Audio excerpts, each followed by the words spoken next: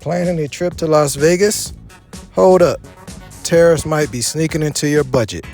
Let's break it down and share tips to save big. Tariffs can hike the cost for flights by increasing fuel and airplane parts and prices. Hotels, they're hit too, with pricier imported supplies potentially raising room rates.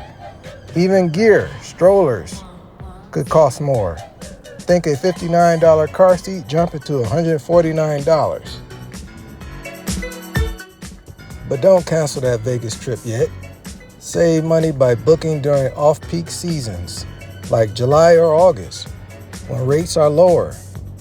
Use travel rewards points. Some cards give 5x miles on flights or 10x on hotels. Choose kid-friendly hotels like Circus for free circus shows and budget dining. Plus explore attractions like Shark Reef Aquarium or High Roller for family fun that won't break the bank.